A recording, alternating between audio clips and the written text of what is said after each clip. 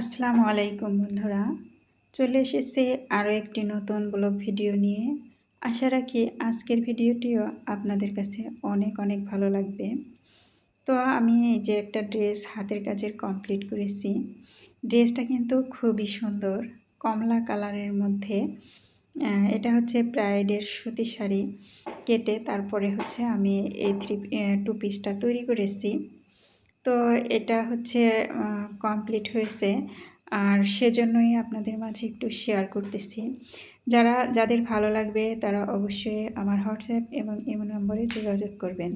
এখন এই ওড়না ড্রেসটিকে আমি পাইপিং লাগাবো, সেজন্য আমি এখানে 1.5 ইঞ্চি করে কাপড় দাগ কেটে নিয়েছি।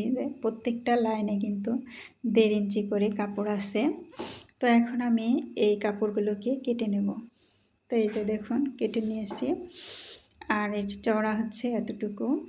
এখন আমি চলে আসলাম মেশিনে। তো মেশিনে এসে প্রথমে আমি যেগুলো কেটেছি এই প্রত্যেকটাকে আমি এই যেভাবে দুইটা মাথা একত্রে করে তারপরে এখানে একটা সেলাই দেব। মানে 4টা যে টুকরা কেটেছি 4টার টুকরা আমি এখানে সেলাই করে নেব। আর এই 4টা টুকরাই ইনশাল্লাহ আমার ওড়নার চারপাশ কভার হয়ে যাবে। তারপরে হচ্ছে আমি তো সেলাই করে নিয়েছি বাকিটাও।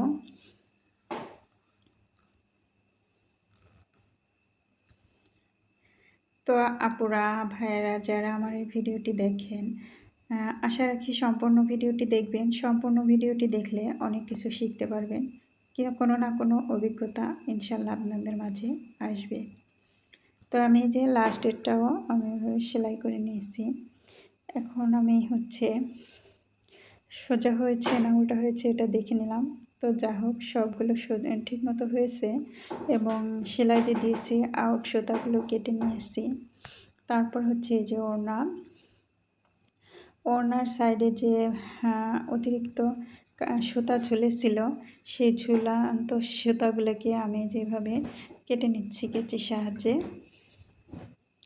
তারপরে সাইডে যে ভাঁজগুলো ছিল নখ দিয়ে ঘষে ঘষে আমি একটু সমান করে নিলাম।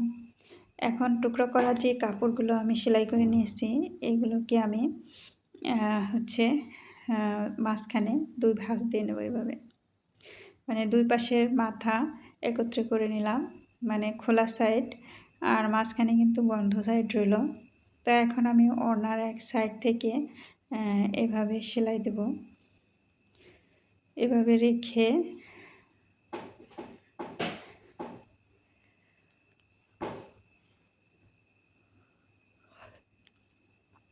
অতিরিক্ত কাপড় সুতাগুলো আমি কেটে ফেলতেছি। তারপরে আমি এখানে পাইপিংটা বসিয়ে দেব। এখানে 2 সুত পরিমাণ সুতা কাপড় নিয়ে তারপরে হচ্ছে এই সেলাইটা দিতে হবে।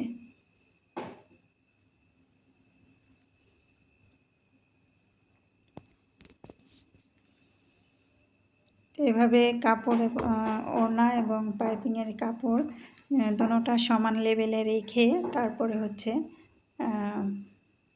সেলাই দিতে হবে। আর কাপড় এখানে অল্প অল্প করে সেলাই করবেন।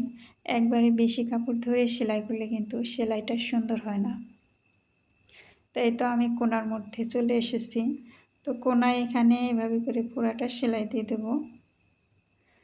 তারপরে আমি হচ্ছে একটু কেটে নিচ্ছি আপনাদের বোঝানোর সুবিধার্থে।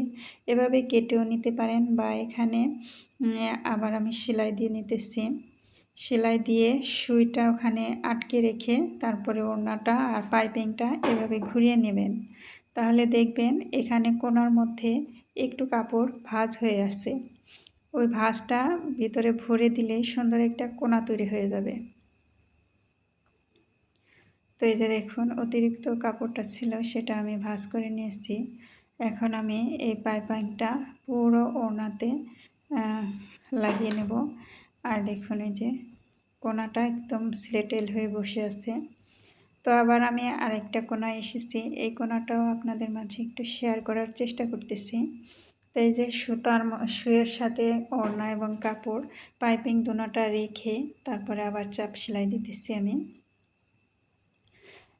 এখানে সহজ কিন্তু সেলাইটা, কিন্তু কোণার মধ্যে যে ফিনিশিংটা দিবেন এই ফিনিশিংটাই আসলে কষ্টসাধ্য। তারপরে অনেকে হয় না, ফিনিশিং হয় না। তো আমি এখানে যে শেষ প্রান্তে এসেছি, শেষ মুহূর্তে পাইপিংটা কিভাবে জোড়া লাগাবেন। তো এই মাথা থেকে এই মাথা পর্যন্ত আমি একটু অতিরিক্ত কাপড় নিয়েছিলাম। কাপড় নিয়ে তারপরে 2 মাথা মিলিয়ে সেলাই দিয়ে নেব।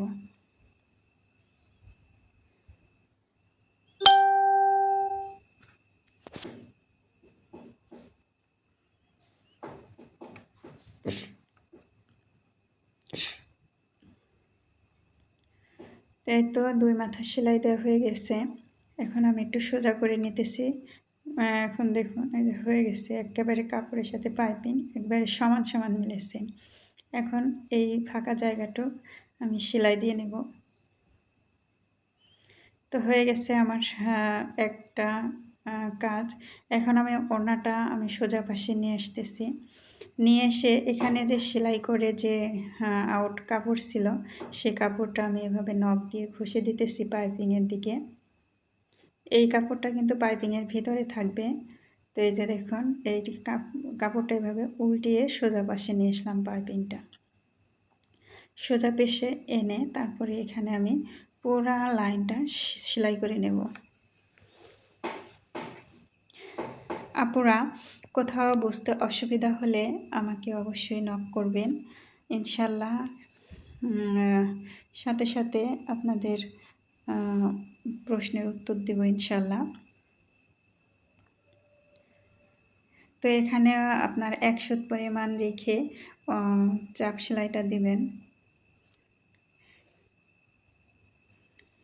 প্রিয় আপুরা ভাইয়েরা যারা ভিডিওর এই পর্যন্ত এসেছেন, এখনও আমার চ্যানেলটি সাবস্ক্রাইব করতে ভুলে গেছেন, প্লিজ সাবস্ক্রাইব করে পাশে থাকা বেল আইকনটি বাজিয়ে দিন। আর যারা আমার পরিবারের সদস্য হয়েছেন তাদেরকে অসংখ্য ধন্যবাদ।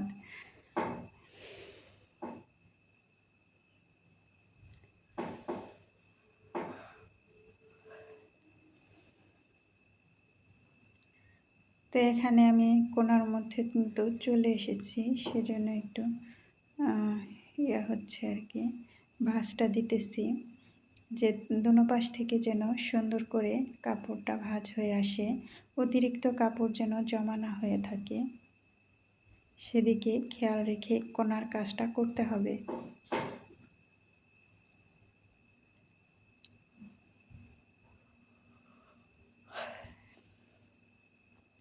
এই যে আমি কিন্তু 2বার ঘুরে নিয়েছি কোণাটা ঘুরিয়ে তারপরে আপনার বালিশের কভারের কোণাটা যেভাবে পড়ে ঠিক সেইভাবে ওড়নার কোণাটাও পড়েছে।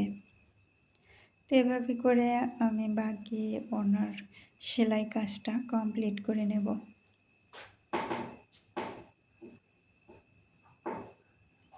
তো আপুরা দেখো, এই যে ফিনিশিং সেলাইটা মাশাল্লাহ অনেক সুন্দর হয়েছে। আর ক্যামেরাতে কমলা কালারটা একটু ঘোলা ঘোলা আসতেছে, মাঝে মাঝে ভালো কালারটাও আসতেছে। তো যাই হোক আপুরা, তোমাদের জন্য নিয়ে এসেছি আমি হচ্ছে রেডিমেড 3 পিস, মানে প্রিন্টের 3 পিস।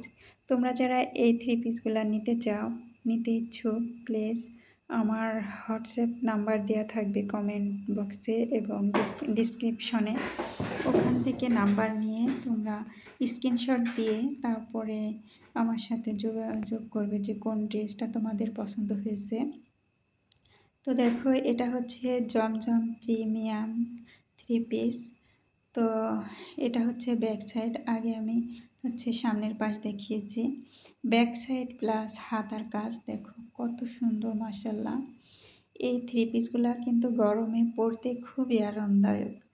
প্লিজ তোমাদের জন্য একটু কষ্ট করে তোমাদের জন্য এনেছি, আর কষ্ট করে ভিডিও করি তোমাদের জন্য, তোমরা যাতে দেখো, পছন্দ করো এবং আমার কাছ থেকে কিছু পণ্য কিনো। তো যাই হোক, যে হচ্ছে জামাটা সামনের অংশ। তো এটা হচ্ছে ওড়না, দেখো ওড়নাটাও কত সুন্দর মাশাআল্লাহ। আমার যেন পড়তে ইচ্ছা করে, কিন্তু কি বলবো, আহ, একটু বিজনেসের শখ, সেজন্য আমি হচ্ছে নিজের জন্য এখনো একটাও বানাইনি। তো যাই হোক, আমি চাচ্ছি যে তোমাদের সাথে শেয়ার করে তোমরাও কিছু কেনো, আমিও কিছু ব্যবহার করি, এই আর কি। তো যাই হোক, এই যে ওড়নাটা পুরাটা দেখিয়ে দিচ্ছি আমি। তো এটা হচ্ছে ব্ল্যাক না, এটা অন্য কোনো কালার, আমি হচ্ছে কালারটা মানে বুঝতে পারতেছি না যে কি কালার বলবো। প্লিজ যারা গরমের আরামদায়ক পোশাক পরতে চাও তারা কিন্তু আমার কাছ থেকে এই প্রিন্টের থ্রি পিসগুলো কিনে নিতে পারো। এগুলো হচ্ছে জমজম থ্রি পিস, জমজম প্রিমিয়াম থ্রি পিস। রং কস সব কিছু গ্যারান্টি, রং গেলে আমাকে আবার থ্রি পিস ফেরত দিতে পারবে। আর এটা হচ্ছে সালোয়ার। তো আজ এ পর্যন্তই, সবাই অনেক ভালো থাকবে। আসসালামু আলাইকুম।